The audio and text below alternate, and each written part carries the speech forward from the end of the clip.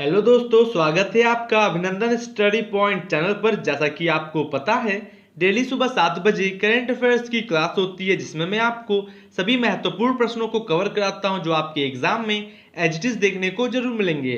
आप इस क्लास को लास्ट तक देखिए। अगर आप इस चैनल पर नए हैं तो सब्सक्राइब कर ले चैनल को और बेल आइकन को प्रेस करना बिल्कुल भी ना भूलें, लेटेस्ट वीडियो की अपडेट सबसे पहले आपको मिलने के लिए। तो आइए स्टार्ट करते हैं आज की क्लास को। आज का पहला प्रश्न है, क्वेश्चन ऑफ द डे, किस राज्य ने धान क्रय केंद्र स्थापित किया है? Which state has established a paddy purchase centre? Right answer होगा Telangana. Option number A right answer है। बात करते हैं इस प्रश्न से रिलेटेड कुछ इंपॉर्टेंट पॉइंट्स के बारे में जो आपके एग्जाम्स के लिए काफी महत्वपूर्ण होगा।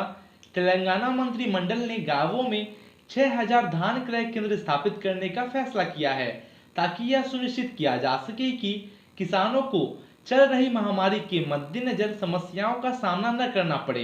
कैबिनेट ने किसानों से ग्राम केंद्रों पर धान बेचने का आग्रह किया और इसने किसानों से यह सुनिश्चित करने का भी आग्रह किया है कि धान की नमी का प्रतिशत 17% से अधिक न हो और इसे केंद्रों तक लाया जाए। आशा करते हैं आपको सभी चीजें समझ में आ गई होंगी। आप इसको ध्यान रखिएगा।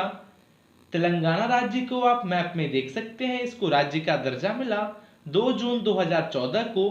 कैपिटल है हैदराबाद। नंबर ऑफ डिस्ट्रिक्ट है 33। गवर्नर है तमिलिसाई सौंदरराजन और चीफ मिनिस्टर के चंद्रशेखर राव हैं। Members of the legislative assembly 119। Lok Sabha seats है 17 और राज्यसभा सीट 7 है। अगला प्रश्न है, किस राज्य सरकार ने लाइफ साइंस पार्क में अंतरराष्ट्रीय उन्नत प्रौद्योगिकी संस्थान के पहले चरण के संचालन का उद्घाटन किया है? जो कि यह उद्घाटन किया गया है केरल राज्य सरकार के द्वारा। फुल डिटेल में बता दें आपको, केरल के मुख्यमंत्री पिनाराई विजयन ने तिरुवनंतपुरम के लाइफ साइंस पार्क में international institute of advanced biology के पहले चरण के संचालन का उद्घाटन किया है। संस्थान स्वास्थ्य अनुसंधान के क्षेत्र में विश्व स्तरीय मानकों का एक संस्थान बन जाएगा और संस्थान विभिन्न वायरल संक्रमणों पर शोध करेगा और इसके नैदानिक पहलुओं की समीक्षा करेगा। आप इसको ध्यान रखिएगा दोस्तों, महत्वपूर्ण है एग्जाम के लिए। बात करते हैं बेसिक फैक्ट्स अबाउट केरला, जो कि यह राज्य बना 1 नवंबर 1956 को। कैपिटल है तिरुवनंतपुरम। नंबर ऑफ डिस्ट्रिक्ट है 14। गवर्नर है आरिफ मोहम्मद खान और चीफ मिनिस्टर है पिनाराई विजयन, जैसा कि हमने इससे पहले बात किया। Members of the legislative assembly 144। Lok Sabha seat से 20 और राज्यसभा सीट 9 है। दोस्तों, आप इस क्लास को लास्ट तक देखिए, आपको बहुत कुछ सीखने को जरूर मिलेगा, आप में इम्प्रूवमेंट होगा और आने वाले एग्जाम्स के लिए आप काफी अच्छे तरीके से प्रिपेयर भी हो सकेंगे। नेक्स्ट क्वेश्चन है, सुहेल नाथानी के साथ पिरामल एंटरप्राइजेस के स्वतंत्र निदेशक के रूप में किसे नियुक्त किया गया है? राइट आंसर होगा Kunal Bahl. Option number B right answer है। पिरामल एंटरप्राइजेस ने स्नैपडील के सीईओ कुणाल बहल और आर्थिक कानून practice managing partner Suhail Naithani को अपने बोर्ड में स्वतंत्र निदेशक नियुक्त किया है। 14 अक्टूबर 2020 से नियुक्तियां प्रभावी हुई और वे शेयरधारकों के अनुमोदन के अधीन 5 वर्ष की अवधि के लिए कंपनी के स्वतंत्र निदेशकों के रूप में पदभार ग्रहण करेंगे। एग्जाम के लिए महत्वपूर्ण है, आप ये समझ गए होंगे। पिरामल एंटरप्राइजेस के सीईओ और अध्यक्ष हैं अजय पिरामल और इसका मुख्यालय है हेडक्वार्टर मुंबई में। आपके एग्जाम में ये प्रश्न पूछा जा सकता है। अगला प्रश्न है, किस राज्य सरकार ने राज्य के प्रत्येक पुलिस स्टेशन में महिला हेल्प डेस्क स्थापित करने का आदेश दिया है? जो कि यह आदेश दिया गया है उत्तर प्रदेश राज्य के द्वारा। उत्तर प्रदेश के मुख्यमंत्री योगी आदित्यनाथ ने राज्य के प्रत्येक पुलिस स्टेशन में महिला हेल्प डेस्क स्थापित करने का आदेश दिया है। महिला पुलिस कर्मियों को इन महिला हेल्प डेस्क का प्रभार दिया जाएगा ताकि राज्य की हर महिला अपनी शिकायत स्वतंत्र और निडर होकर दर्ज कर सके। सरकार ने विषम समय में कामकाजी महिलाओं को उनके घरों तक छोड़ने की भी व्यवस्था की थी। आप ये ध्यान रखिएगा। उत्तर प्रदेश राज्य को आप मैप में देख सकते हैं। इसको राज्य का दर्जा मिला 24 जनवरी 1950 को। कैपिटल है लखनऊ। नंबर ऑफ डिस्ट्रिक्ट है 75। गवर्नर है आनंदीबेन पटेल और चीफ मिनिस्टर योगी आदित्यनाथ हैं। Members of the legislative assembly 403। Lok Sabha seats है 80 और राज्यसभा सीट्स 31 है। बता दें आपको, लोकसभा सीट्स और राज्यसभा सीट्स सबसे अधिक उत्तर प्रदेश राज्य में है। आपके एग्जाम में प्रश्न पूछते हैं कि लोकसभा सीट्स किस राज्य में सबसे अधिक है, उत्तर प्रदेश राज्य। आप ये समझ गए होंगे। नेक्स्ट क्वेश्चन है, विश्व खाद्य दिवस किस दिन मनाया जाता है? On which day is world food day celebrated? Right answer होगा 16 अक्टूबर। प्रत्येक वर्ष 16 अक्टूबर को विश्व खाद्य दिवस मनाया जाता है। 16 अक्टूबर 2020 को विश्व खाद्य दिवस मनाया जा रहा। इस दिन की शुरुआत 1945 में संयुक्त राष्ट्र के खाद्य और कृषि संगठन के द्वारा की गई थी। 1979 में पहली बार इसे भूख के विरुद्ध कार्रवाई के लिए दिवस के रूप में मनाया गया और यह दिवस संपूर्ण और विशेष रूप से संकट से उबरने में सबसे कमजोर आबादी की मदद करने के लिए वैश्विक एकजुटता की आवश्यकता पर बल देता है। दोस्तों, मैं इतना फुल डिटेल में इसलिए बात करता हूं, आपके एग्जाम में प्रश्न कहीं से पूछा जाए आप आसानी से सही प्रश्नों को कर सकें।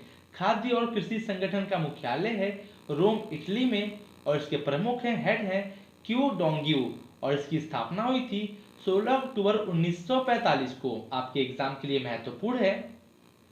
अगला प्रश्न है, तमिलनाडु में त्रिची हवाई अड्डे का नया एकीकृत यात्री टर्मिनल भवन किस वर्ष से कार्यात्मक होगा? जो कि यह मार्च 2022 से कार्यात्मक होगा। तमिलनाडु में त्रिची हवाई अड्डे का नया एकीकृत यात्री टर्मिनल भवन मार्च 2022 से कार्यात्मक होगा। मौजूदा एकीकृत यात्री टर्मिनल अंतर्राष्ट्रीय और घरेलू दोनों हवाई यातायात के लिए उपयोग में है और इसकी डिजाइन क्षमता समाप्त हो गई है। 48 चेक इन काउंटर और 10 बोर्डिंग पुलों से सुसज्जित टर्मिनल टिकाऊ सुविधाओं के साथ एक ऊर्जा कुशल भवन होगा। आप ये ध्यान रखिएगा।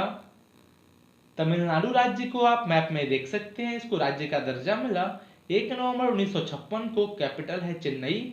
नंबर ऑफ डिस्ट्रिक्ट है 38 + 1 जो है मार्च 2020 में बना था। गवर्नर है बनवारी लाल पुरोहित। चीफ मिनिस्टर है इदापद्दी के पलानी स्वामी। लोकसभा सीट्स है 39 और राज्यसभा सीट्स 18 है। दोस्तों, मैं आपका डेली करंट अफेयर्स के साथ साथ स्टैटिक जीके को भी कवर करता हूं। आपके एग्जाम में प्रश्न कहीं से पूछा जाए आप आसानी से ऐसे प्रश्नों को कर सकें।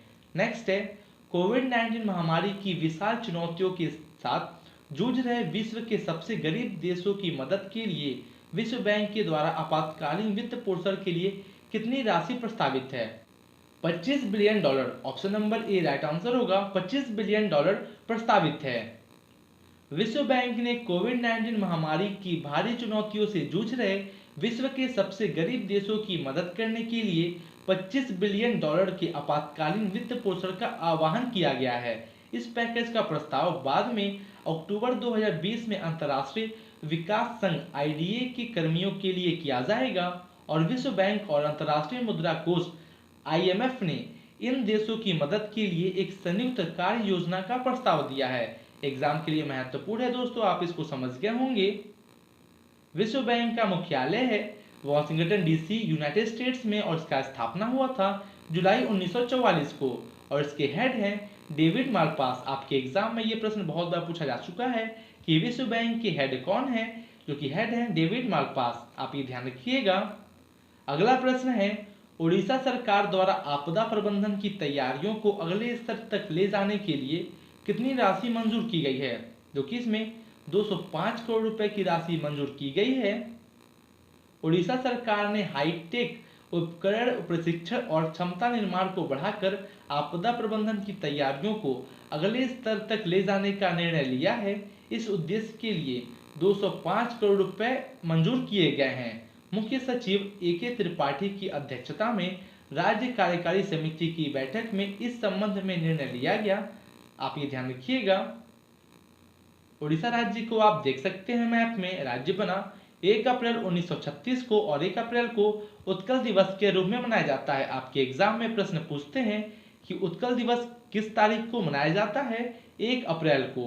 कैपिटल है भुवनेश्वर। नंबर ऑफ डिस्ट्रिक्ट है 30। गवर्नर है गणेशी लाल और चीफ मिनिस्टर है Naveen Patnaik. Members of the legislative assembly 147। Lok Sabha seats है 21 और राज्यसभा सीट्स 10 है। दोस्तों, अगर आपको क्लास अच्छी लग रही हो तो आप लाइक करें, कमेंट करें और शेयर जरूर करें। अगर आप इस चैनल पर नए हैं तो सब्सक्राइब कर ले चैनल को और बेल आइकन को प्रेस करना बिल्कुल भी ना भूलें लेटेस्ट वीडियो की अपडेट सबसे पहले आपको मिलने के लिए। नेक्स्ट क्वेश्चन है, भारतीय सेना प्रमुख जनरल को एक निवेश समारोह में नेपाली सेना के जनरल के मानद रैंक से सम्मानित किया जाएगा। भारतीय सेना प्रमुख जनरल कौन है? जो कि भारतीय सेना प्रमुख जनरल हैं आपके MM Naravane. Option number D right answer होगा। सेना प्रमुख जनरल MM नरवाने नवंबर 2020 में नेपाल का दौरा करेंगे। वहां उन्हें एक निवेश समारोह में नेपाली सेना के जनरल के मानद रैंक से सम्मानित किया जाएगा। नेपाल की राष्ट्रपति विद्या देवी भंडारी ने उन्हें मानद रैंक प्रदान करेंगी और नेपाल और भारत ने 1950 के बाद से सर्वोच्च सेना रैंक के साथ एक दूसरे की सेनाओं के प्रमुखों को सम्मानित करने की परंपरा का पालन किया है। आशा करते हैं आपको सभी चीजें समझ में आ गई होंगी। नेपाल की राजधानी है काठमांडू और मुद्रा है नेपाली रुपया। प्रधानमंत्री हैं KP शर्मा ओली और राष्ट्रपति के बारे में बात किया था हमने, विद्या देवी भंडारी हैं। अगला प्रश्न है, उत्तराखंड की नई खेल नीति के अनुसार राज्य से एक ओलंपिक स्वर्ण पदक विजेता को कितना प्रोत्साहन प्रदान किया जाएगा? क्योंकि एक ओलंपिक स्वर्ण पदक विजेता को 2 करोड़ रुपए का प्रोत्साहन प्रदान किया जाएगा। उत्तराखंड सरकार ने राज्य के प्रतिभाशाली खिलाड़ियों के लिए प्रोत्साहन के लिए एक नई खेल नीति प्रदान की है। नीति में राज्य से ओलंपिक स्वर्ण पदक विजेता को 2 करोड़ रुपए, रजत पदक विजेता को 1.5 करोड़ रुपए और कांस्य पदक विजेता को 1 करोड़ रुपए की प्रोत्साहन राशि प्रदान की गई है। ओलंपिक आयोजन में भाग लेने वालों को 10 लाख रुपए मिलेंगे। आपके एग्जाम में दोस्तों ये प्रश्न पूछा जा सकता है। बात करते हैं उत्तराखंड राज्य के बारे में फुल डिटेल में। इसको राज्य का दर्जा मिला 9 नवंबर 2000 को। कैपिटल है देहरादून जो कि विंटर में, और गैरसैंण है समर में। गवर्नर है बेबी रानी मौर्य। चीफ मिनिस्टर है त्रिवेंद्र सिंह रावत। लेजिस्लेटिव असेंबली है 70 सीट्स। राज्यसभा सीट्स है 3 और लोकसभा सीट्स 5 है। अगर आपको दोस्तों इस क्लास की PDF चाहिए, आपको इसी वीडियो के डिस्क्रिप्शन में टेलीग्राम ग्रुप की लिंक मिल जाएगी। आप उस लिंक से ग्रुप में ज्वाइन हो जाइए, आपको सभी PDF वहां पे प्रोवाइड कर दी जाती है। अगला प्रश्न है, विशाल वी शर्मा को निम्नलिखित में से किस संगठन के लिए भारत के अगले स्थायी प्रतिनिधि के रूप में नियुक्त किया गया है? तो कि किस संगठन के लिए नियुक्त किया गया है? यूनेस्को के लिए। Option number D right answer है। विशाल वी शर्मा को संयुक्त राष्ट्र शैक्षिक, वैज्ञानिक और सांस्कृतिक संगठन यूनेस्को में भारत के अगले स्थायी प्रतिनिधि के रूप में नियुक्त किया गया है। शर्मा ने जावेद अशरफ का स्थान लिया और शर्मा के शीघ्र ही कार्यभार संभालने की उम्मीद है। उनकी नियुक्ति की घोषणा विदेश मंत्रालय के द्वारा की गई थी। आप ये ध्यान रखिएगा। यूनेस्को का मुख्यालय है हेडक्वार्टर पेरिस फ्रांस में और इसके महानिदेशक हैं ऑड्रे अजोले और इसकी स्थापना हुई थी 16 नवंबर 1945 को। अगला प्रश्न है, रक्षा सहयोग के तहत भारत द्वारा किस पनडुब्बी को म्यांमार नौसेना को वितरित किया जाएगा? जो कि रक्षा सहयोग के तहत भारत के द्वारा INS सिंधुवीर को जो पनडुब्बी है इसको म्यांमार नौसेना को वितरित किया जाएगा। भारत रक्षा सहयोग के हिस्से के रूप में म्यांमार नौसेना को 1 किलो वर्ग पनडुब्बी INS सिंधुवीर वितरित करेगा। यह म्यांमार नौसेना की पहली पनडुब्बी होगी और यह कदम भारत के सागर क्षेत्र में सभी के लिए सुरक्षा और विकास के दृष्टिकोण के अनुरूप है और पड़ोसी देशों में क्षमता निर्माण और आत्मनिर्भरता के लिए भारत की प्रतिबद्धता के अनुरूप है। नौसेना स्टाफ के प्रमुख एडमिरल हैं करमबीर सिंह। आपके एग्जाम के लिए काफी महत्वपूर्ण भी। म्यांमार के बारे में बात करते हैं आपका फुल डिटेल में, जो कि इसकी कैपिटल है नैपिदो। प्रेसिडेंट है विन मिंट। स्टेट काउंसलर है ऑन सान सू की और म्यांमार की करेंसी है क्यात। और इसके दोस्तों बता दें आपको 4 नॉर्थ ईस्ट इंडियन स्टेट्स हैं जो कि शेयर करते हैं बॉर्डर म्यांमार के साथ। वह राज्य कौन कौन से हैं? और आपके एग्जाम में बहुत बार प्रश्न पूछते हैं कि म्यांमार के साथ कौन कौन से राज्य अपनी सीमा साझा करते हैं। जो कि पहला राज्य है अरुणाचल प्रदेश और सेकंड है नागालैंड, मिजोरम और मणिपुर। ये जो 4 राज्य हैं म्यांमार के साथ अपनी सीमा को साझा करते हैं। दोस्तों कोई भी कंट्री आपके न्यूज में है उसके प्राइम मिनिस्टर, करेंसी, प्रेसिडेंट से आपके एग्जाम में प्रश्न पूछे जाते हैं, आप इसको ध्यान रखिएगा। अगला प्रश्न है, किस राज्य ने हैशटैग हाथ धोना रोके कोरोना अभियान शुरू किया है? Which state has launch the hashtag हाथ धोना रोके कोरोना कैंपेन? तो दोस्तों ये है आपका आज का homework. Question of the day, आपको इसका आंसर कमेंट बॉक्स में कमेंट करके जरूर देना है। आप जैसे बहुत से स्टूडेंट्स डेली कमेंट बॉक्स में कमेंट करके आंसर देते हैं। आशा करते हैं आपको क्लास काफ़ी अच्छी लगी होगी। अगर अच्छी लगी है तो आप लाइक करें, कमेंट करें और शेयर जरूर करें। शेयर करें उन सभी स्टूडेंट्स के पास जिसको इस क्लास से काफ़ी हेल्प मिल सके। और मैं आपको बता दूं दोस्तों, अभी कुछ ही घंटों में आपका सितंबर महीने के सभी महत्वपूर्ण प्रश्नों को कवर करने वाला हूं, जो आपके आने वाले एग्जाम्स के लिए काफ़ी महत्वपूर्ण होगा। आप उस क्लास को भी देखें और शेयर करें ज़्यादा से ज़्यादा, जिससे और अन्य सभी एग्जाम्स के लिए आप अच्छे तरीके से प्रिपेयर हो सकें और अन्य सभी स्टूडेंट्स का काफ़ी हेल्प हो सके। तो मिलते हैं आपसे अगले सेशन में। Thank you and good day.